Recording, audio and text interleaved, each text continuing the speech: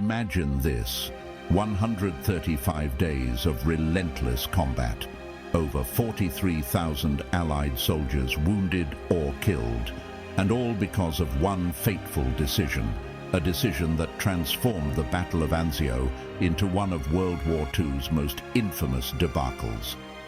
It's a story of bold plans and cautious commanders, where the difference between success and disaster hung by a thread.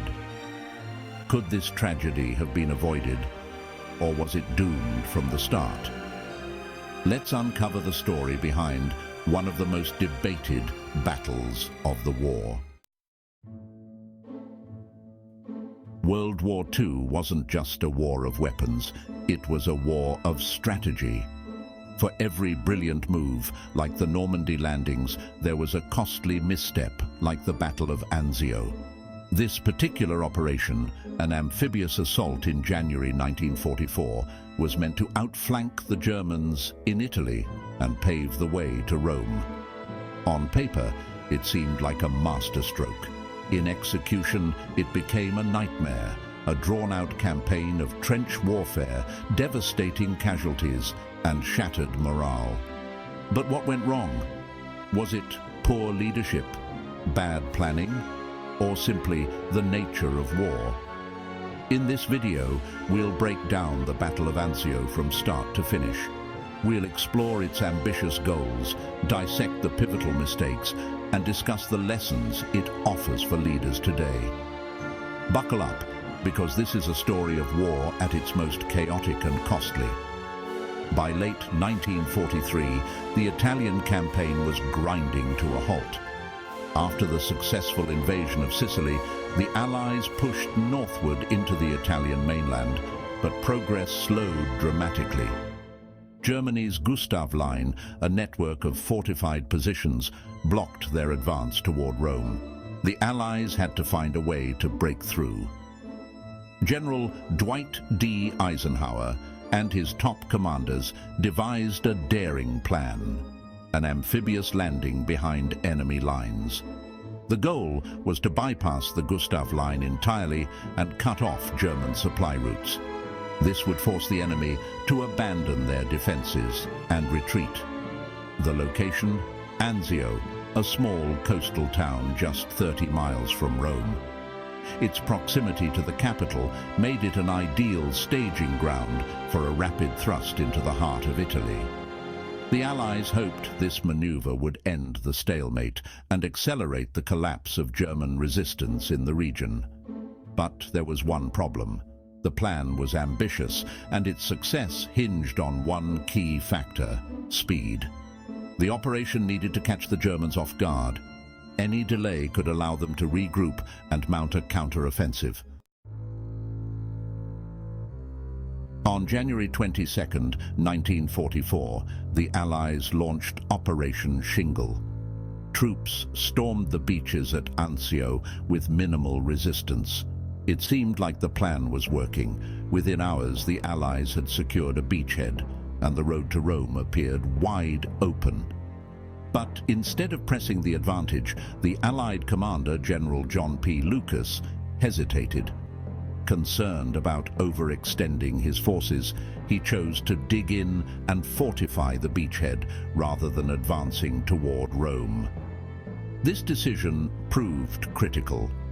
The element of surprise was lost, and the Germans, under the command of Field Marshal Albert Kesselring, quickly mobilized reinforcements. Within days, the Allies found themselves surrounded, trapped in a narrow strip of land, and under relentless attack. As January turned to February, the battle devolved into a brutal stalemate. The geography of Anzio made the situation even worse. The flat terrain offered little cover for Allied troops, while the Germans held the high ground in the Alban Hills. From there, they unleashed devastating artillery barrages on the beachhead. Imagine being a soldier at Anzio, the deafening roar of shellfire, the endless mud, the biting cold. Supplies were scarce, and morale was sinking. Every day brought more casualties, with little progress to show for it. One of the most disastrous moments came with the Cisterna assault in late January. This offensive, meant to break out of the beachhead, ended in catastrophe. Entire battalions were wiped out, and the survivors were forced to retreat. It was clear that the Allies were stuck. At the heart of the Battle of Anzio was a question of leadership. General Lucas faced an impossible dilemma: push forward and risk overextension, or hold back and risk being trapped. His cautious approach has been criticized by historians, but it's important to understand his perspective.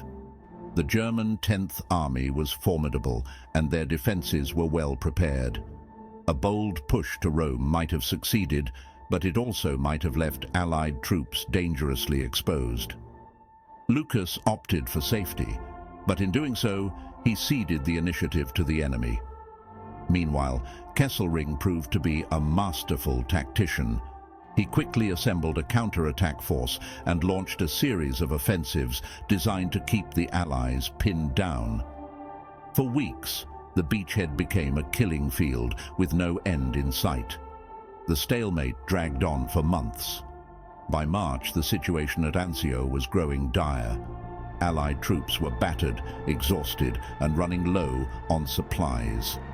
Yet, every attempt to break out was met with fierce German resistance. Finally, in May 1944, the tide began to turn. After months of grueling combat, the Allies launched a massive offensive. This time, they succeeded in breaking through the German lines. The road to Rome was finally open, but the victory came at a heavy cost. The Battle of Anzio had diverted valuable resources and manpower from other fronts, and while the Allies eventually captured Rome, the Germans managed to retreat in good order and continue their resistance. The Battle of Anzio was a tactical failure. Its strategic objectives were never fully achieved, and the costs were staggering. Over 43,000 Allied casualties, months of fighting, and a campaign that left many questioning the decision-making of Allied commanders. General Lucas was relieved of his command, and the battle became a symbol of missed opportunities. But it also offered valuable lessons. Anzio showed the dangers of overcaution in warfare. It underscored the importance of seizing the initiative and adapting to changing circumstances. For military historians, Anzio remains a case study in how not to wage war. It's a reminder that even the best-laid plans can go wrong, and that leadership in war requires both boldness and clarity. So, could the Battle of Anzio have been a success? Would a more aggressive strategy have shortened the Italian campaign, or was the operation doomed from the start? These are questions that continue to spark debate. What do you think? Drop your thoughts in the comments below. And if you're fascinated by military history, don't forget to check out our other videos. Hit the subscribe button and turn on notifications for more deep dives into the battles that shaped our world. This is History Replay. This day. Thanks for watching.